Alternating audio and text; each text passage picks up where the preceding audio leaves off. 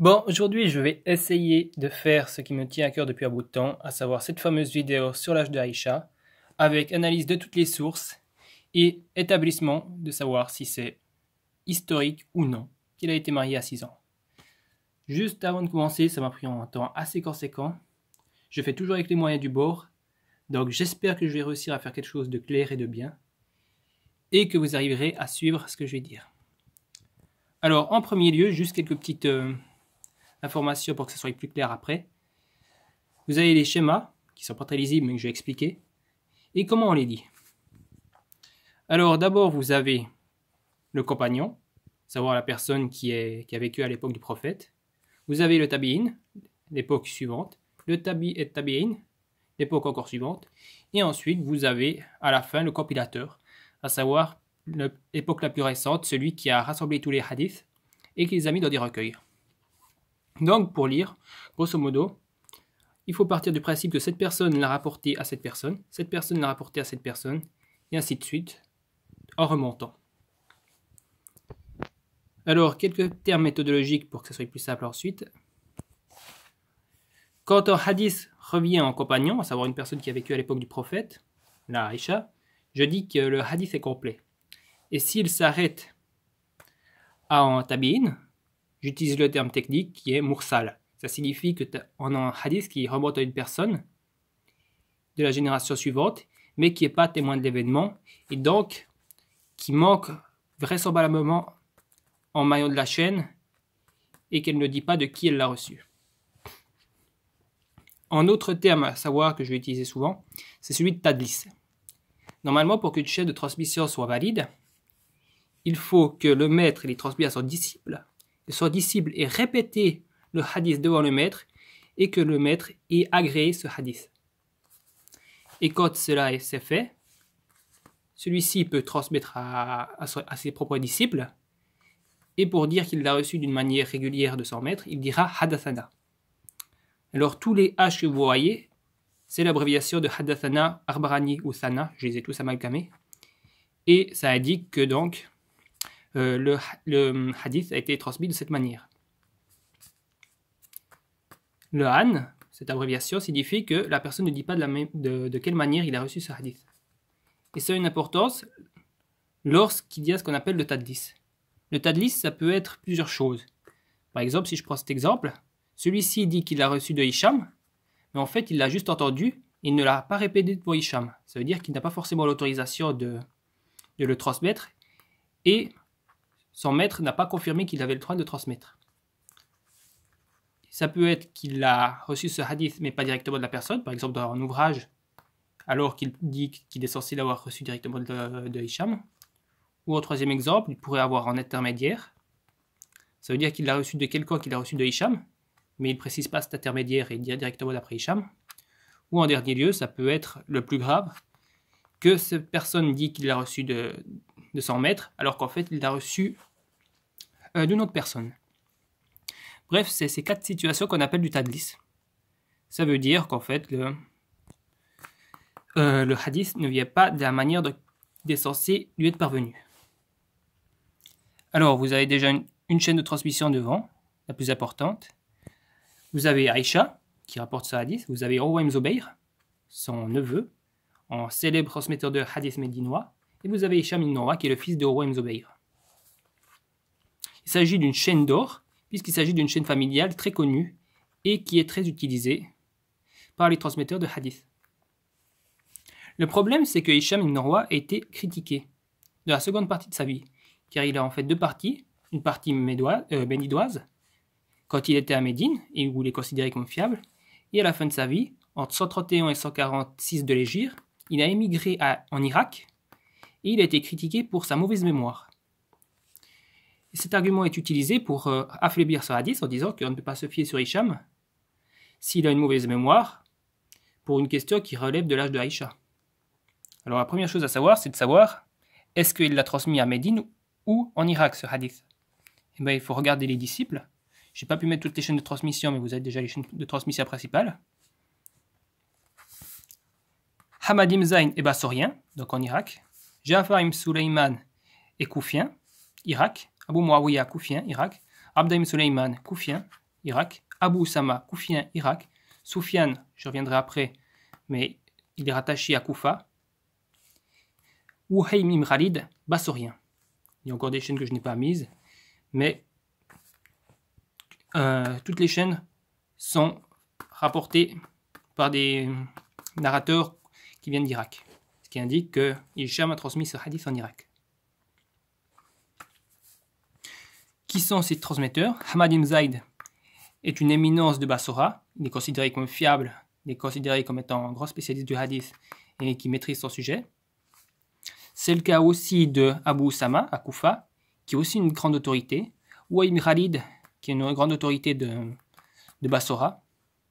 Et à côté de ça, on a des narrateurs un peu plus faibles, comme Ja'far ibn Sulayman, qui est chiite, donc critiqué, mais ces hadiths sont normalement... Enfin, il doit les avoir reçus de Hicham. Et Abu Muawiyah ibn Razib ad-Darir, qui lui fait justement tadlis d'après Hicham. C'est-à-dire qu'il dit qu'il a reçu un hadith d'après Hicham alors qu'il n'a pas reçu de lui. Bon, dans ce cas-ci, c'est assez logique qu'il ait reçu de Hicham parce qu'il ne pourrait pas l'avoir reçu d'ailleurs. Mais bref, nous avons des transmetteurs fiables qui les rapportent jusqu'au compilateur. Et ceux-ci sont des personnes honnêtes. Donc il n'y a aucun doute qu'il ait reçu effectivement de Hicham ibn Urwa. Donc on peut partir du principe, avec une certitude proche de 100%, que Hicham leur a bien rapporté ce hadith. Ici nous avons un problème, c'est que nous avons un certain Soufiane. Alors il est rapporté par Shafi'i, qui est dit avoir rapporté d'après Soufiane ibn Uyayna. Soufiane ibn Uyayna est une autorité de la Mecque, même s'il est rattaché à Koufa parce qu'il est né là-bas.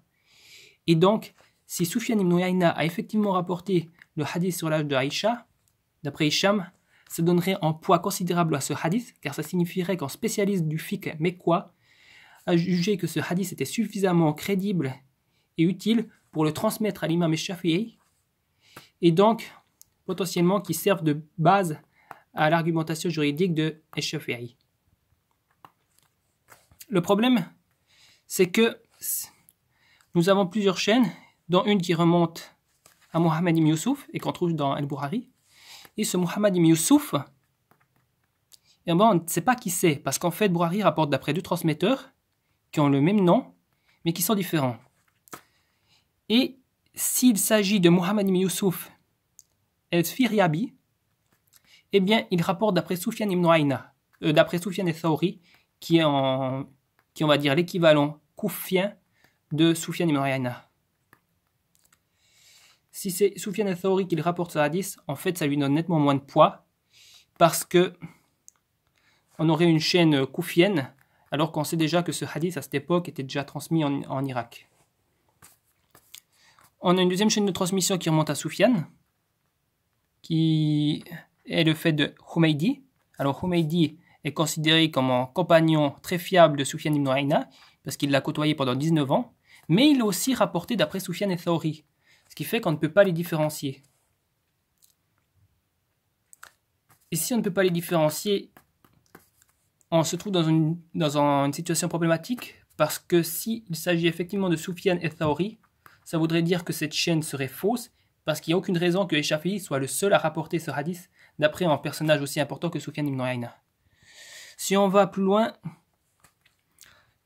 chez Al-Humaydi, un commentateur médiéval qui a vécu, il me semble, à Al-Andalus, il affirme qu'il s'agit de Soufiane al-Thawri, ce qui voudrait dire que cette chaîne serait fausse.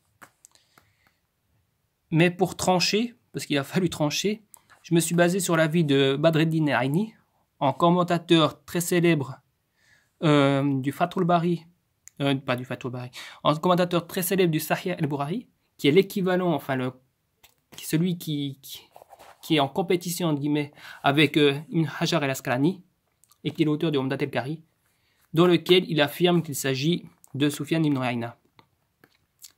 Sachant que Badreddin Aini connaissait la problématique des confusions entre les deux Muhammad ibn Yusuf, son avis a d'autant plus de poids qu'il était tout à fait au courant qu'il y avait des risques de confusion. Donc, d'après lui, il s'agirait de Muhammad ibn Yusuf el-Baykandi, qui est connu pour apporter d'après Soufiane ibn Uyayna. Ensuite, nous allons voir quel est le hadith qui est rapporté. Parce que là, nous avons des chaînes de transmission, mais qu'est-ce qui a été rapporté? Alors, Ouaym ibn Khalid dit que Aïcha, l'apôtre d'Allah a marié Aïcha, elle avait 6 ans, et ils ont cohabité ensemble alors qu'elle avait 9 ans. Puis il rajoute, Hicham a dit, on m'a informé qu'ils sont restés 9 ans ensemble. Soufiane, alors il y a deux versions. Celle qu'on trouve dans ces deux chaînes de transmission qui dit j'avais 6 ans lorsque l'apôtre d'Allah m'a marié et 9 ans lorsqu'on a cohabité ensemble. Et celle chez Shafi'i, ou dans le Mousnad d'Abi Arwana,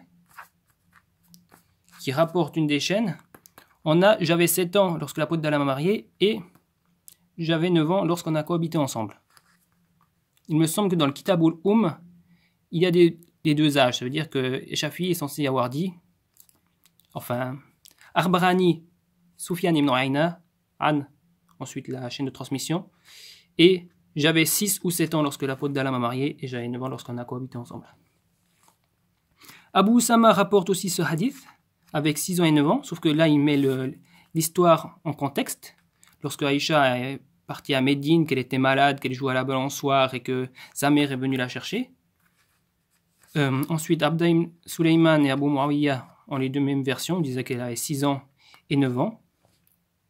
Ja'far ibn Suleyman, lui, dit qu'elle avait 7 ans et 9 ans, toujours en rapportant d'après cette chaîne. Et dans la chaîne qui se trouve dans le Tabaqat al-Kubra d'Imsad, il rajoute « Et j'avais mes poupées avec moi ». Hamad ibn Zayd rapporte aussi, si je ne me trompe pas, avec l'histoire développée. Et il dit « J'avais 6 ans et 9 ans ». Il y a deux chaînes de transmission que je n'ai pas mises. Celle qui remonte à Ali ibn Musir, qui se trouve dans le Sahih de l'imam al-Bukhari, et qui rapporte d'après Hicham ibn Urwa, aussi avec l'histoire longue comme chez Abu Usama. Et si je ne me trompe pas, Hamad ibn Salama, qui est une autorité bassorienne qui rapporte avec l'âge de 7 ans, toujours d'après la même chaîne, avec l'histoire large, et pas uniquement le résumé. Donc voilà, vous avez déjà la première partie de la vidéo, je vais la continuer pour pouvoir développer un point très important. Voilà.